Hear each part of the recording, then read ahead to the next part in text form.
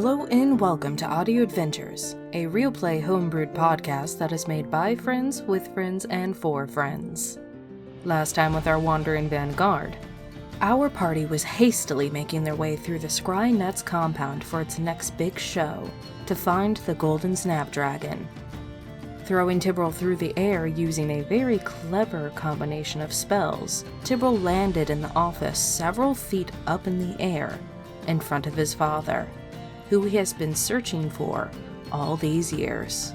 Will Tibril get the Golden Snapdragon? Will his father be happy to see him? How will the party get out of here unscathed? Well, we can't find out if we stay here. Now, let's hop into the portal. Audio Adventures is a TTRPG homebrewed podcast. We may deal with some triggering themes at times, so viewers' discretion is advised. Don't worry, you'll be able to find those listed in the description. Tomb, Tavis, Redguest, Rio, Ekman, and Virgil, you all are looking up where Tibril had just went into the office, and meh, meh, meh. Fire alarms are going off all around you. You're in a very long hallway that goes left and right. It's going... The way in front of you is way off in the distance. You can go a long way, but you know where you're going back. What are you guys doing? Roll perception checks for me. Okay. I would want to wait for Tibril to come back, or at least find a way to him. Yeah. I don't know, that alarm sounds scary though. And just a reminder, Tomb can now talk. Oh, that's right. Yeah. Forgot about that. That's convenient. Alright, a 17 and 18 perception. Alright. All of you here behind you. Thunderous footsteps coming from the hallway that you didn't choose to go down. Coming kind of in your direction. Well. Alright. Is the grate So- above us still open? So it's sort of like wooden panels. You can kind of like deduce, like in the game show, if you're up on the field above, these are made to be easily broken panels so that if someone goes through, then they might break a limb or something, or something I of that see. nature. So you broke through it. I just point up to where I just lifted Tibril. Well. I'm sure Tibril will be fine, but I think we should try to either hide or try to get out of here. Right now. I nod. Footsteps are getting closer. I look at Tavis and I say, and then everyone else, because isn't Virgil, Redguest, and Ryu all with us? Yeah. Yeah. Okay. You have the majority of the party with you. Okay. I look at Tavis and I say, just start, and I have like my hands out, you know how like you would give a boost to someone going up? And I just tell him, start climbing up and out. And I also look to Ryu and Redguest and Virgil as well. Right, and I climb up and go through the panels. Easily enough. Tomb is a very sturdy warforged. So, and the hole is big enough. It's Tibril size, so you fit on through. And you make your way up top to the Colosseum floor of this death race, where as you get up, you see immediately in front of you, about 20 feet ahead, is just a pool of lava surrounding this golden pyramid that goes several hundred feet up in the air. And to your left, more towards the office, you see a large sort of treadmill creation with cave-like looking floors, and around Ooh. that is a pool of water, and you could swear you could have seen something moving in it. Oh. And to immediately all the way across the way, you see a pit that has blood stains all around it. And then a little bit in front of that pit is just a black hole. And then all around you are Coliseum Stadium seats.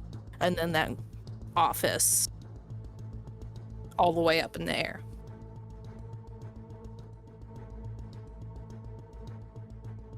I help everybody else up. Rio would go next. Rio climbs up through the hole, turns back and holds her hand out for Virgil, and then Red Guest walks up to you two. Once I get up there, I'll pull you up, okay? I nod. Red Guest hops up on your hand. Out of character. Can he actually do that? I can't remember. Red Guest is a hefty cat. But am I too big to fit through the space? I mean... You can, as you look up, as he goes through, you can see that there are several wooden panels that could probably just be broken. Okay. To make up more room, but like a gigantic fist fit through, like you would kind of squeeze through at this point, but maybe just one more panel would make it easily enough. And as he turns around, the footsteps are now almost on top of you. He reaches down and offers his hands to you. I take it. And he grabs you, and with his strength that I just rolled, he rips you up through the floor and up onto the field as several guards make their way past the tunnel that you were going in the direction of Nyx. Uh-oh.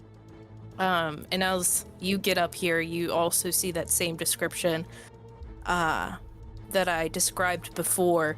And one more note, you see a sort of like purple, cloudy, stormy sky above you, up in the sky in the distance. And as you guys climb up onto this platform, simply evading the authorities for now, we're gonna cut to Nyx. You're waiting in the storage room. Yes, I am. Yeah, the has started to go off. You hear thunderous footsteps off in the distance. They're loud enough that you just hear them. And several, "Hey, what's going on? What happened?" sort of yells coming closer and closer. What would you like to do? I would like to, from the loot that I got, I would like to put on the pair of magic enhancing gloves and pull out a musket. And then pack up the hole and put it in my coat pocket, then hunker down in the corner and wait for the footsteps and shouts to get farther away. The footsteps and the shouts as you wait and you get ready and you're kind of hunkered back into a corner behind a couple crates as we described last time. You hear these footsteps get closer and closer, and right outside, not your door, but the door with the fire, rather, you hear several snaps of wood and stomping and get it out! What do you do? And then several yells of, "You're an imbecile! How could you do this? You can't smoke in here! I didn't smoke! I swear!" Let me just double check something on Create Bonfire. Because I don't think it can be put out by non-magical means. I'm pretty sure you're right. Until the spell ends, which is up to a minute. So, bonfire fills a 5-foot cube. Any creature in the bonfire space when you cast the spell must succeed on a dex saving throw or take 1d8 fire damage. Creature must also make the saving throws when it ends, when it enters the bonfire space for the first time. Doesn't say anything about it being put out.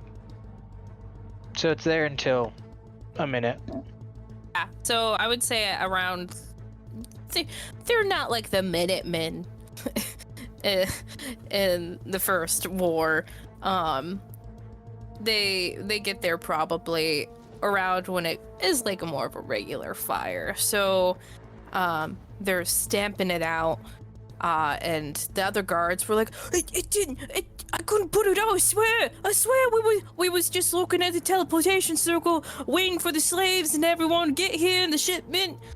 And then you hear a slapping sound. You idiot! And several other things. And after several moments of and these voices underlaying and overlaying the alarm, you're just waiting there in darkness. And just after several moments, and the fire alarms finally go off. There are several other yells and smacks. You could probably guess, like someone, like the Gibbs smack behind the head. And you hear several footsteps going back off in the distance. And some footsteps have veered off from the group and went past your door, and you can hear, I'm gonna have to get a whole new door on that. And Almond seeing you won't be pleased, I can tell you that. And walking past in both directions. You still hear,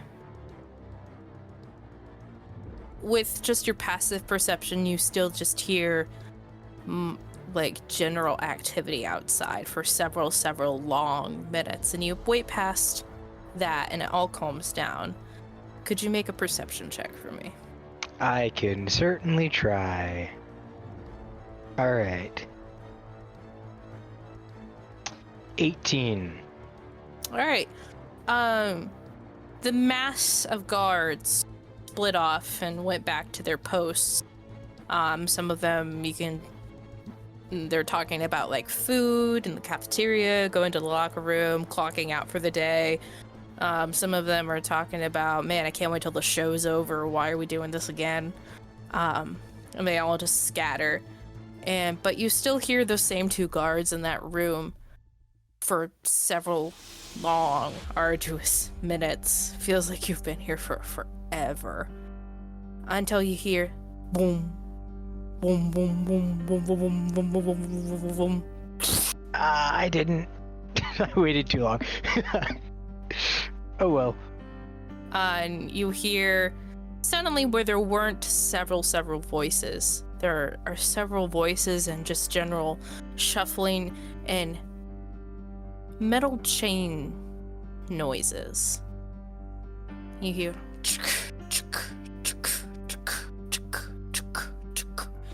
several sets of that walking through, and you hear several footsteps with these clinking metal chain noises being led away from you. And you hear those two guards. All right, we need to go. All right, we're gonna get you all settled in your quarters.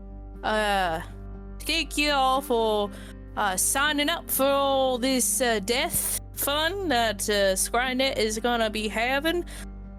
Not really like all of you had that much of a choice. But anyways, thank you for your loss and our gain. And they're led down the hallway.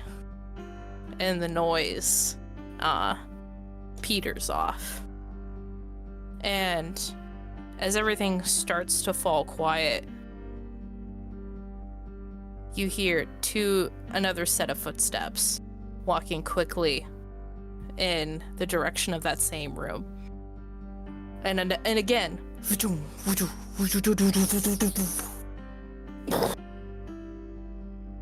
several other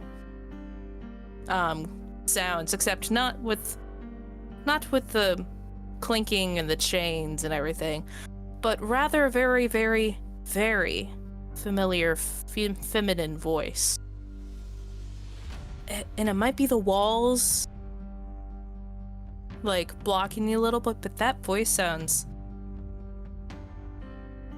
super familiar to you. You hear one of the guards, Mrs. Bright, very nice to have you, Duchess. And you Okay. hear the voice of what is most possibly, could it be your mother, emanate from the hallway. Yes, nice to be here. Alright, I have a meeting with Almond Jr. for the new gauntlets. Lead me there now, please. Oh, right away, right away. And you hear several wheeling sounds start to go down the hallway where the metal clinking sounds started to go. And then everything falls silent after a while. Okay, I would like to peek back into the hall. Do I see anybody? Not at this moment, no. I would like to peek into the other room without like fully like going into the room. Can I peek into the other room? Say that you could. As you peek into this room with your perception check from before, you see one guard who's just sitting in a chair looking at the teleportation circle with his arms sort of crossed in front of his chest. It looks like he might be just the guard for this room. Is he wearing metal armor? He's wearing studded leather, like the studded leather you didn't put in your portable hole because it had the Skynet symbol on it. Is the studs on the armor, or is it metal? There's a couple, like on his shoulders. Is he holding a spear or a weapon or anything? You see in his hand is like a two-handed heavy crossbow, just kind of like in front of him. Okay. When you're just looking at the teleportation circle, looking about as bored as you can be. I would like to, so do I have to attune to those, magic enhancing gloves? Yeah. I do? Yep. Sorry, I forgot to write that down. No, you're good. And it's just a typical hour attunement. Yeah, I'm going to sneak in the direction that my mom went. Just give me a general stealth check. I can do that. Fantastic. Natural 20. Ooh, look at you, boy! You're all Mission Impossible today. I am the stealth boy. There's too many things for me to kill, so I can't kill. That's fair. Seeing that it would be disadvantageous to maybe take on this man at this exact moment, you decide to come back maybe later. But you know where in this facility the transportation circle is. And where maybe to get even more weapons if you decide you want more. And you head deeper into the facility where you saw the rest of the group going. And from that, we'll kick back up to Tebril and his father, whom had just blinked into the office with the fire alarm still going off. And as you guys kind of look at each other after several moments, and Almond Sr. looks around, or Junior looks around. Oh, good. He looks down. I'm sorry. I'm going to turn around and do I see the golden snapdragon? I'm going to turn around from where? Like from where I'm like standing in front of his desk. I'm guessing. Am I? Make a perception check. I'm going to start kind of just look around for it. Perception? I think that's over 20. Yeah, it's over 20. 24. You scan around this room. You do not see the golden snapdragon or anywhere it might be. You see paraphernalia like the banners with the golden snapdragon iconography on the walls and around, but you do not see it. And Almond Jr. looks down at all of his scattered paperwork, back up. Oh, I'm sorry. Are you one of those sort of, those people that are really excited about me and want me to be their father? No. I don't have a child. I'm sorry. I'm gonna pull out a picture of him and my mom and me. and set it on his desk. Diane Darrow says hello. Put his wedding ring down. And he looks.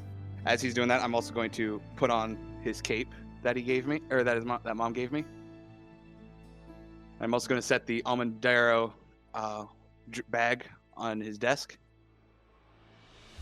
Um. And then as he's still looking around, I'm going to start glowing more and more until my soul knife appears, and it's going to look like his. I've only ever heard of one other soul knife, and I know it's you.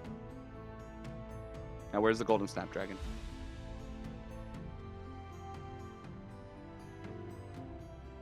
Looks at the wedding ring. Looks at the bag. Nice bag. And as he looks up and looks at you again, there's a flash of recognition in his eyes.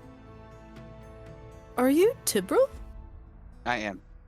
You're Tibril Darrow. from our show. You're from our show. Very nice to meet you. Although I didn't think this is how I would meet you. As he's talking, I'm going to make a psionic link with him. And I'm going to see if I notice any, like, barrier I can try. If there's, like, any psionic barrier keeping him from remembering. I would say make a intelligence check. Hey, I'm good at that one. And he's gonna keep talking. Oh, you were fantastic on that show. If you don't mind, I have several questions for you. 21. 21. Because you know for a fact that the essence of a golden snapdragon is here somewhere. Mm-hmm.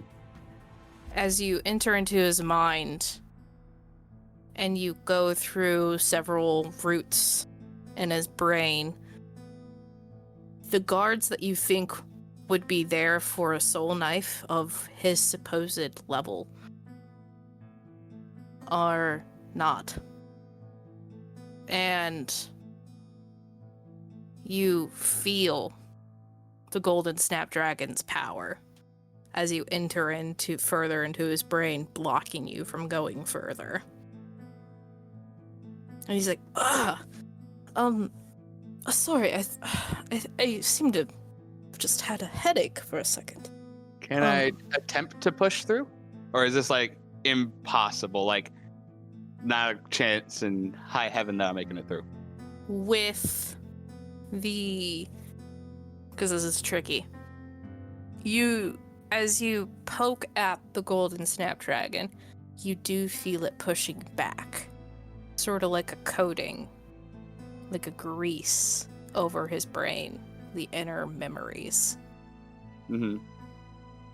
And it's really hard to get a hold of. And it seems really evenly distributed, very methodically so.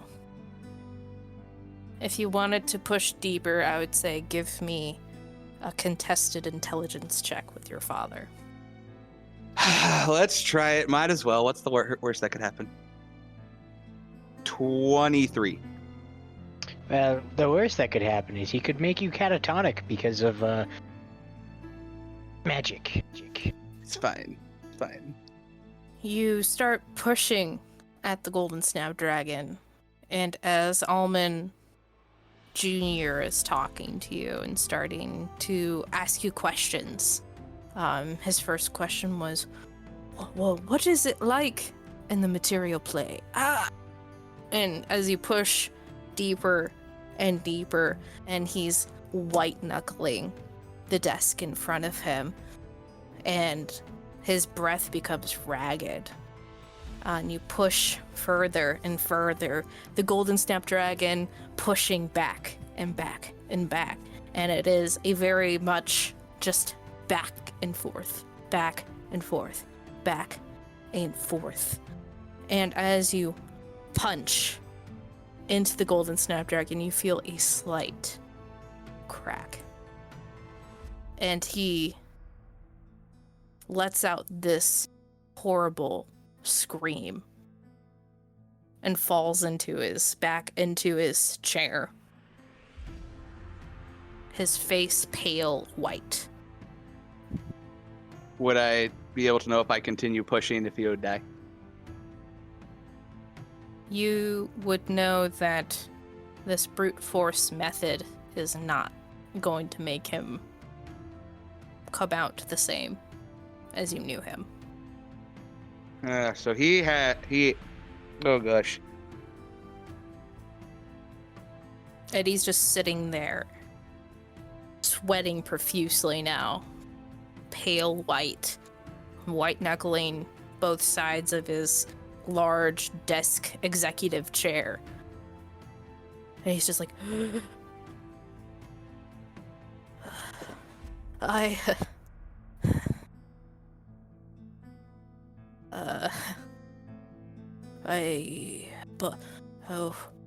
apologize for this display.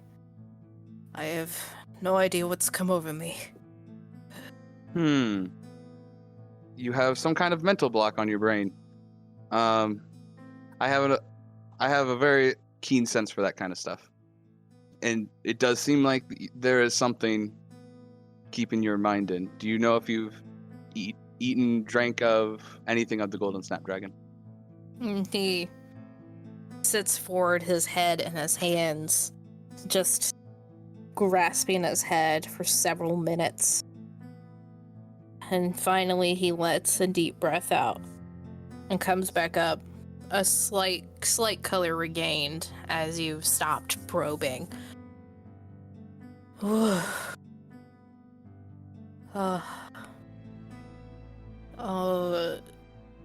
Golden Snapdragon, yes, my parents,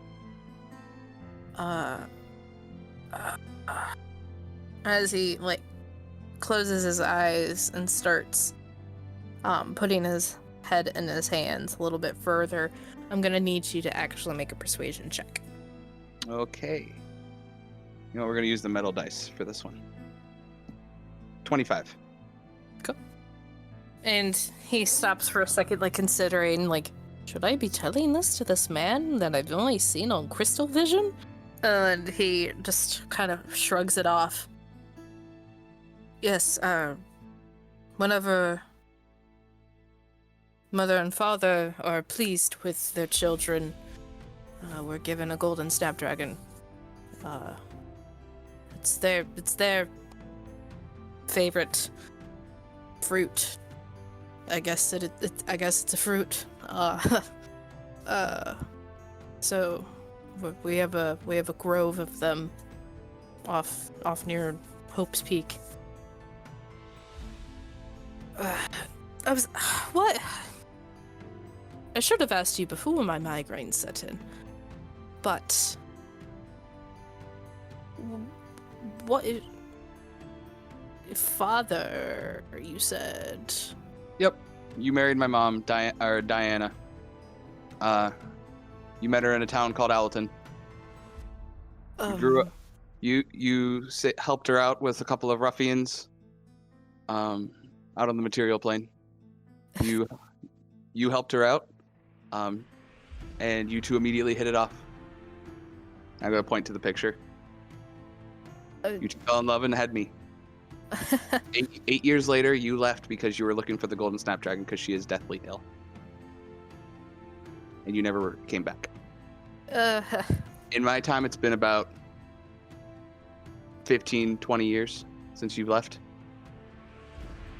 I'm guessing in your time, it'd probably be a couple months. And I'm going to go into the bag, toss him a journal. If you want to read about what you did while you were gone. He shakily puts his hand out, shaking, and brings the journal closer.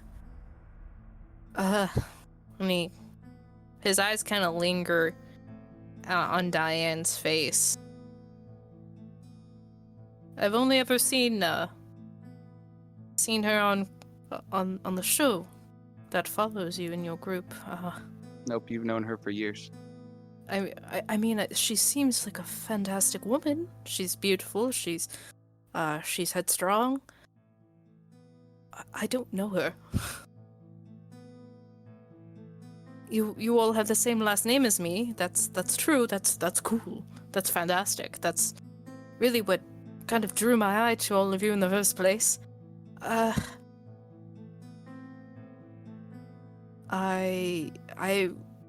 do. It's true. I went to a journey to the material plane, but I don't remember anything. I remember cold, I remember wet, I remember pain, and then I'm back. Did you never question why you can't remember anything? Have you ever questioned why nothing about your trip out of this realm, why nothing stuck? Of course I have. But what am I going to go back out and do? Go back out to the material plane, where my father says I must have had something happen to me and have it happen again, when I don't remember any of it? No, I'm going to just be here, and I'm going to just do what destiny has for me. The dad I knew would have gone out for looking for answers. I don't know your father. I can't say anything to his disposition. If you tell me where the golden snapdragon is, I'll get out of your hair. I already told you where things were. For some reason. And he starts opening the journal and leafing through it. I'm gonna pick up my bag again. I'm gonna leave the picture of him and Diane and then the wedding ring. And I'm gonna leave him his journal. Well, I best be off, so. There's one thing I'm afraid I need to ask you. Why did you come here? Your contracts have been cancelled for my show. Like I said, my mom is deathly ill. I need a golden snapdragon. Well, tell that woman that I hope she gets well soon. As he says that, I'm gonna open the door that he flies out of. How high is it? 80 feet? 80 feet in there. So basically I'm going to jump out, and then as I get closer to the ground, I'm gonna blink down to the ground the rest of the way.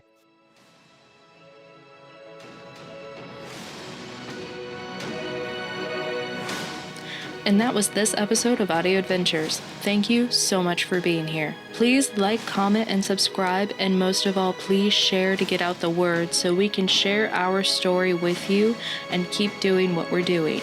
If you have an idea for an NPC, a shop, or even an encounter, please comment down below. You might be seeing any of those in the next session or maybe even the upcoming sessions. Again, thank you so much for being here, and we will see you next week. Please stay safe, everyone, and wear those seatbelts.